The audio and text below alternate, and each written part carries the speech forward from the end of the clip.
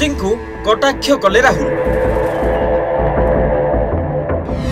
PM को बयान को टार्गेट कले कांग्रेस नेता। आदानी संपर्क में एभली बयान देते मोदी।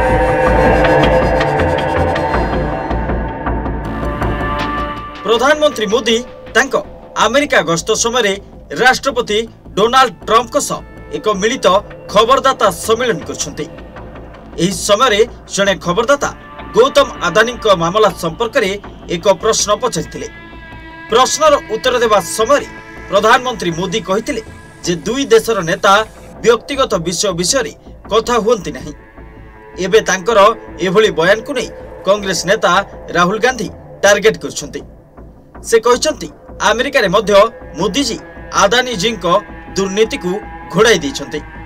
प्रधानमंत्री मोदी को कटाक्ष करी Rahul Gandhi social media platform X रे लिखछन्ती देश रे प्रश्न पचारिले नीरवता, विदेश रे पचारिले ताहा एक व्यक्तिगत मामला।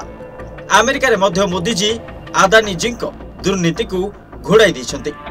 जेतेबेले बंधुंको पॉकेट पूरण करिबा मोदी जी को पई राष्ट्र निर्माण होइथाय, सेतेबेले लांच नेबा एवं देशर संपत्ति लूट करिबा व्यक्तिगत मामला हो जाए। Report deadline Odisha.